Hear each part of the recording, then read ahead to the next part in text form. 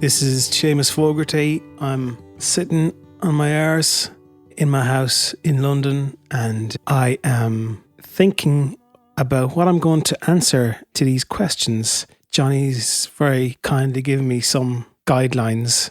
I got up and had my breakfast, and then I made this video, this fucking ridiculous video involving our cat Smokey, because yesterday I was in the kitchen and I saw him jumping into this box of records that had just been posted to me by Kate, the legend that is Kate at Lost Map.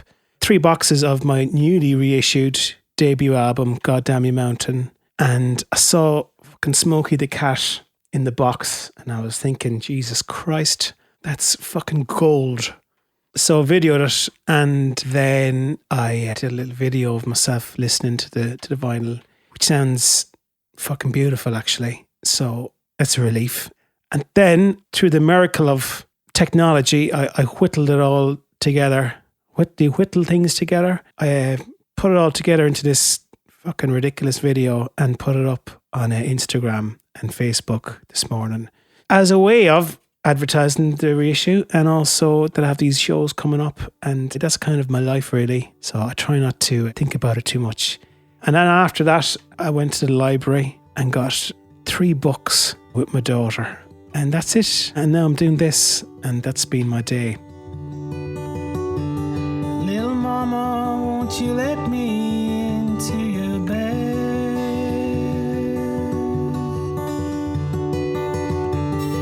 Little mama, won't you let me into your bed? I may not look that much to you. There's nothing about that I can do. I'm gonna be a big star, the world just don't know it yet.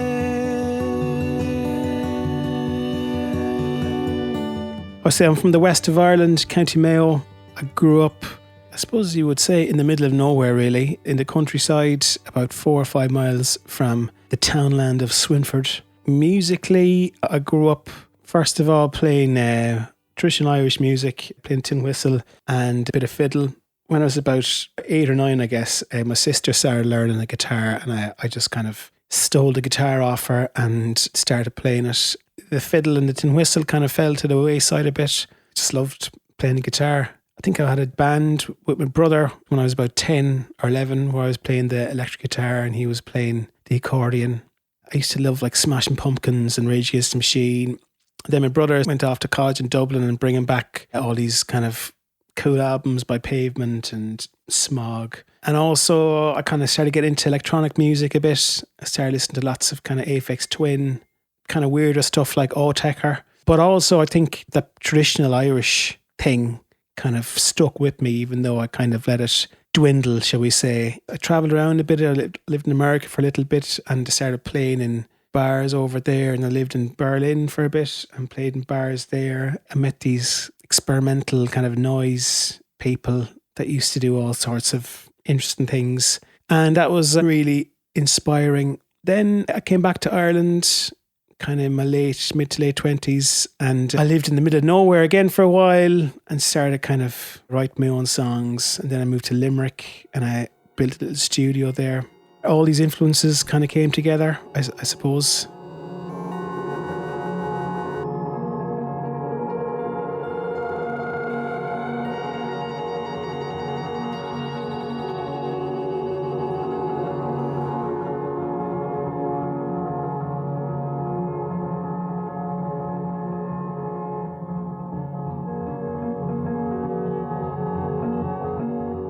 I met James Yorkston in 2009. I ended up supporting him at a gig in Kilkenny, which my friend, the late great Willie Meehan, was promoting. And I knew Willie through my brother, and also he ran this amazing record shop, Roller Coaster Records, which is still going in Kilkenny. And he was kind of the centre of all kind of things musically interested in Kilkenny. And I used to give Willie bits of recordings that I was working on. And he was always really honest. And you knew if Willie said something was good, that it was good. And you knew that if he said it was shite, well, you could kind of take that or leave it. Anyways, I was giving him some bits and he was being really encouraging. So I used to kind of, if there was shows happening in Kilkenny that he thought would work with me, he would give me shouts. I was living in Limerick at the time on the other side of Ireland. So I had no great kind of expectations, to be honest. Yeah, I was kind of, for a couple of years, supporting different bands around Ireland and nothing much really coming from it. But I had it along anyways, and we had a lovely gig. I knew about James as well because I'd known a bit about Fence Records through my friend Tony Higgins. He used to play drums with a guy from Galway called SoCow. They were going over to this festival in Scotland, Fence home game, and I thought this was the fucking greatest thing ever. It's like they're doing it. It's like they're making tunes and they're bringing it abroad. So anyways, I knew James was involved with Fence and we were chatting away afterwards and gave him a CD, you know, which I'd done plenty of times before. But James, in fairness to him, he got back to me maybe a week later and he was saying, you know, he really liked it. He was saying it was a bit kind of Yankee sounding in spots, but that it had potential. And I said, Jesus, thanks very much. And I then said, hey, you know, this home game thing that goes on in Fife, is there any chance you could somehow get me into it? He said, well, I'll see what I can do. Kind of hassled him for a few weeks after that until eventually he's like, all right, yeah, you got a slot. I don't know where, but we'll put you somewhere. The sun was splitting the stones and I was playing at about midday in one of the halls, or maybe the church, and everyone just sat outside relaxing. Maybe about 15 people came into the gig. I made a point of drinking lots of beer that night at the kind of closing ceremony of this thing. And I met Johnny. Johnny just has this great spirit and drive and positivity and this inviting kind of presence. And it was just magical, really. I went back to Ireland after that. I suppose you could say I was bitten by the bug. And also, you know, I was really inspired by the way the Fence Collective dudes were just kind of recording their own music at home or wherever, making their own CDs, putting bands together, singing it all themselves, making their own covers, and just this kind of sense of community that underpinned the whole thing. I felt really blessed to be part of that community and I didn't want to kind of not be part of it. The following year, 2010, I started sending Johnny and James emails. I'd been in touch with James a bit as well about maybe doing an album. And so I'd been kind of working on that. The tracks I was sending to James, he was like, yeah, that's fine. They're okay. But do you reckon you could write like 2 really, really good songs? Then we might kind of be getting somewhere. So I kept working on these 2 elusive songs. Johnny said, you can come over to Home Game in 2010. And I bought a band this time. Bought an EP I'd made in my little home studio in Limerick. Kind of a weird CD, I thought, but I thought it was kind of cool. I just ran off, burned CDs myself. I noticed there was like a shop beside me, an off license, and the brown paper bags were just the perfect size to fit a CD in. So that was the packaging. And then I bought a stamper for a £5 in the centre aisle of Aldi and was able to kind of write my name, Seamus Fogarty, and then Home Game EP. And that was my first kind of release to do with Fence. And anyways, we played in the Ship. King Creosote came along, fucking loved the gig. We had a great time. And I gave him one of these Home Game EPs. A few months later, I got this lovely email off him saying he listened to it 8 times in a row. I was like, oh, great. And I said, can I come back and do some more gigs in Fife? And he's like, yeah. And I didn't really look back since.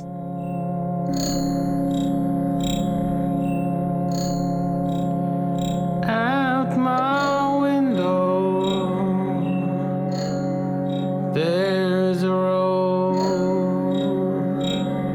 to where the apple trees are growing.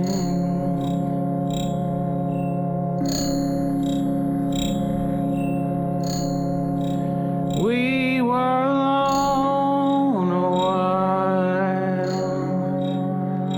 and the raindrops fell, set free from the gray sky.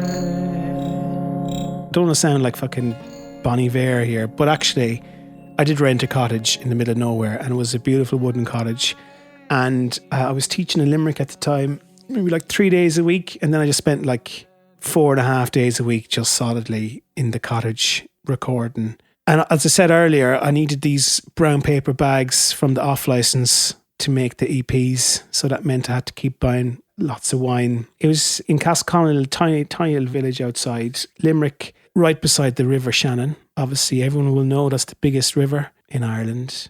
So yeah, if you hear a lot of songs about water and stuff, it's to do with the River Shannon a lot of the time, because I used to spend a lot of time just kind of going down to the river, and there's nothing else to do in this village because all my friends lived in Limerick. But that's kind of good, you know, kind of folks, yeah, if you've just nothing else to fucking do. So that first EP I made, yeah, there's 4 or 5 tracks on that. The 5th track, Rita Jacks, is probably like the kind of weirdest one. It's based on a recording I got at this old woman years previously, maybe like in 2006. I was living down in County Kerry and I was working as an apprentice picture framer with the 𝘎𝘰𝘶 Art Project. So lots of interesting people came there, but also a woman arrived in the village. And it turns out, I think she'd been born in one of these old cottages before it kind of fell into ruin. And this lady just started talking about what it was like growing up in this house 85 years ago or something.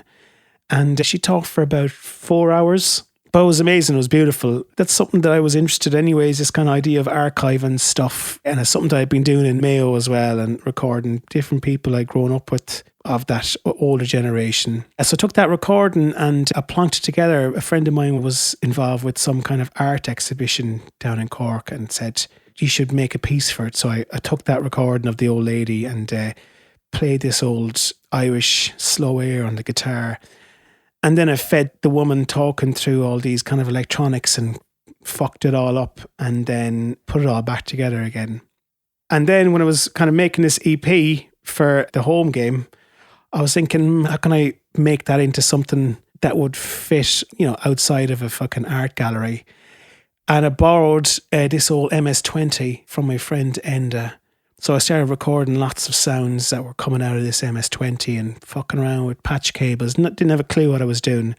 And yeah, put that together. And so that's the final tune on that EP, Rita Jacks Lament. Yeah, it's grand.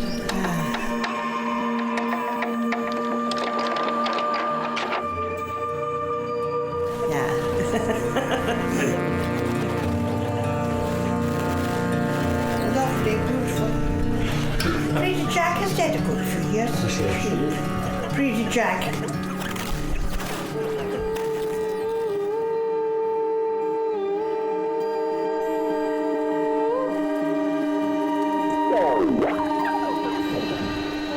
Goddamn Me Mountain. Again, that was a tune that I'd written. I mean, it just fucking rolled out of me when I was living down in Kerry, because it was a kind of a nonsense in a lot of ways. It was me kind of having a little joke with myself about the old kind of Irish sean-nós tradition. But then I played it for Emma Smith, and Emma said, I know that you should fucking take that more seriously. And she played it on the violin, and I was just like, fucking hell, that's beautiful.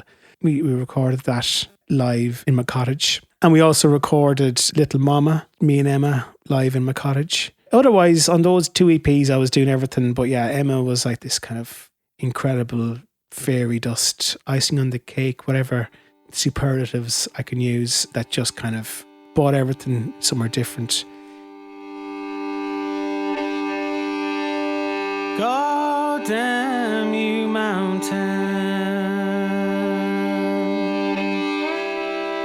Give me back my t-shirt.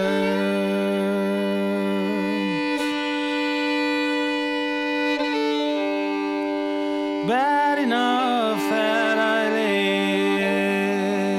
live by the sea, that 10 years ago took my girl from me. Apple trees and the wind. Song-wise, they were kind of different for me, because before I wrote those kind of songs, I think I was always thinking in terms of like different things that have to rhyme They have to kind of fit neatly into something, but they were a bit more kind of stream of consciousness, whatever the word is. The wind blew strong, told me there was something wrong. The trees were shook, shed their leaves nervously. We gathered round, in unison we said a prayer. Undertaker's Daughter, I guess that's about walking down to the River Shannon from my cottage. I used to walk past the Undertakers on the way down to the river. I think that's just me kind of imagining what the Undertaker's Daughter would be like. Quite innocent, really. I like it though. It's got some nice banjo on it. Plucky bits. That's me plucking on the violin. So I do play a bit of violin on the album. You can probably tell whenever it isn't Emma Smith playing it. That's me. I live in relative isolation. That can be a tough old station in many ways.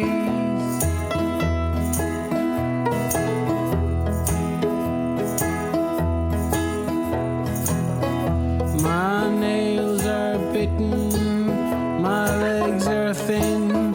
There's more than counting days. By the waterside.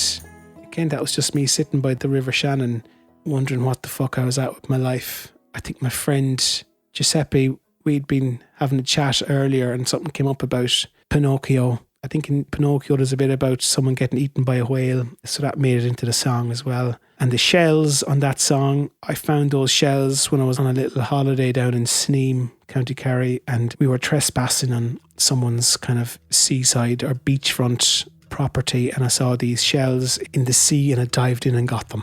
That's the story about the shells, and that's the sound, that nice clicky sound.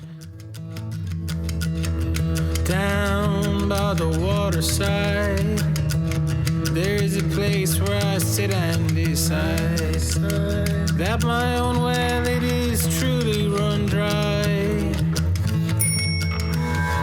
And I draw silly cartoons of birds with dinosaur bodies and wise old men with giant heads. The remixes, fucking hell. I didn't really know what I was at with them either. I'm grateful to Lost Map for kind of giving me a reason to kind of indulge that side of what I do. Geese, that was Emma and Vince Ciprell. Vince no longer with us, but just a massive part of what I was doing and my life. I just moved to London, I guess, when that album came out. So I'm glad that I found that recording of The Question. I recorded in Southfields with Emma and Vince in our living room. When I was playing live at that time, it was always me, Emma and Vince. And I remember the first time I did a gig with those guys, Vince on the viola and Emma on the violin, thinking to myself, how fucking amazing is this? So yeah, I'm glad that's on there. All these questions are too much for me. The beer has got the best of me.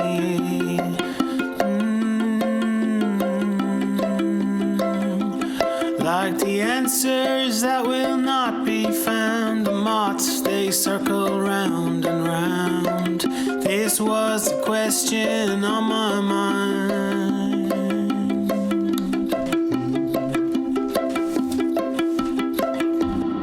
There's a Pictish Trail remix on there that just kind of took what I gave him and just kicked the shit out of it, and I love it. And then there's my remixes. I guess they're a mixture of me kind of figuring out how I was going to play the tracks live and recording that, and also just kind of making a conscious effort to do something that sounded a bit remixy. I hadn't listened to any of those remixes or that kind of bonus CD for ages until I was driving to Hastings a couple of months ago and the CD player is broken in my car. So all I can listen to is this SD card player, and I had this SD card. I just plonked everything on my hard drive onto it. So all those tracks came up. It was fucking cool. Listen, I was like, this is nice. So yeah, I'm really glad to be giving them another lease of life.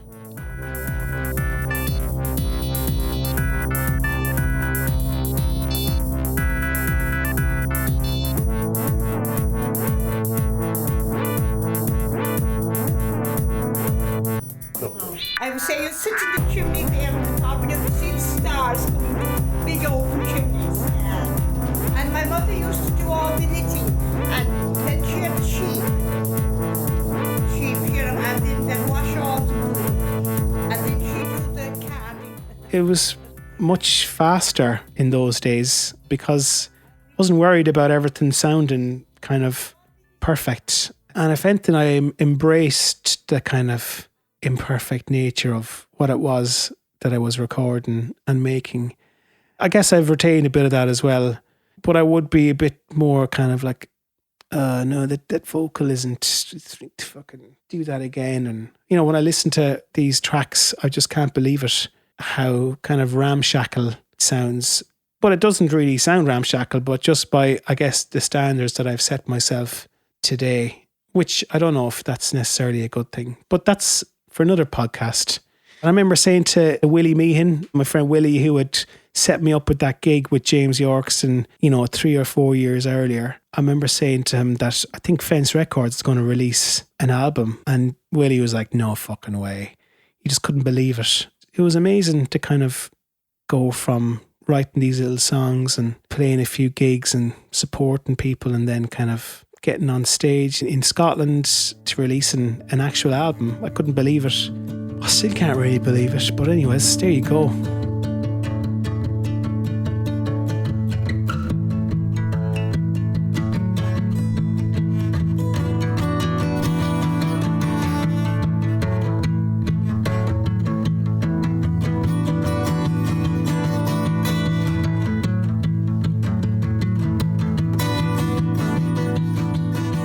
Trying to finish my next album, new album. It's nearly there. It's exciting. But before that, I'm going to do some shows kind of based around the reissue. So we got a show in London, 22nd of March on the Theatre Boat, and that's with a band, and really excited about that. London shows are always a bit kind of ooh. So anyways, that's happening. Then I'm going to go to Ireland after the Easter, 24th of April in Belfast, 25th in Patrick Kavanagh Centre in Monaghan, which is amazing because I think Patrick Kavanagh is a huge influence as a writer, as a rural writer. Then Dublin on the 26th of April, which is sold out. And then hopefully Cork on the 27th of April. And then maybe some other stuff kind of end of April, May time. And then I'm going to assume loads of people are going to offer me loads of gigs after listening to this interview podcast thing that I've just done. Thanks to Johnny and Kate and everyone that's kind of helped with the album and is still helping. Okay, go forth.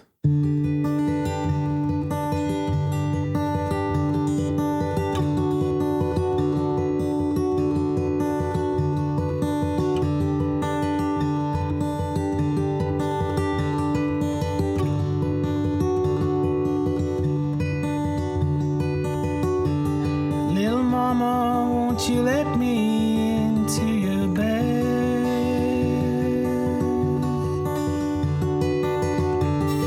Little mama, won't you let me into your bed? I may not look that much to you. There's nothing about that I can do. I'm gonna be a big star, the world just don't know yet.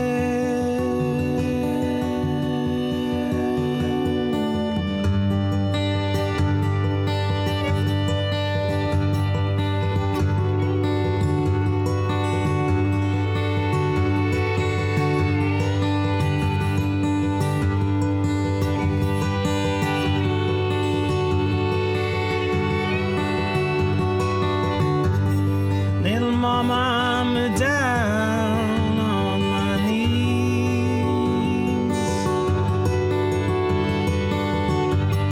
Little mama, I'm down on my knees.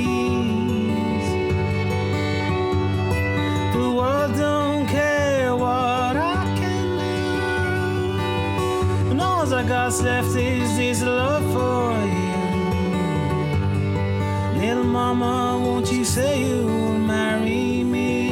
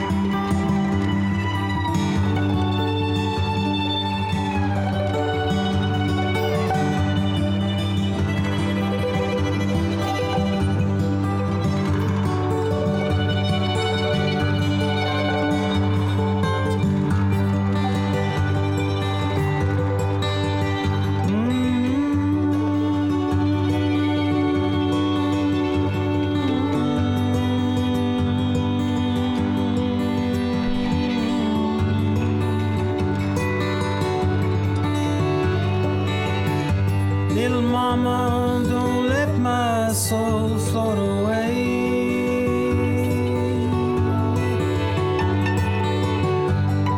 Little mama, don't let my soul float away. Doctor says my days are done. The race is over, the race is run. Little mama, don't let my soul float away.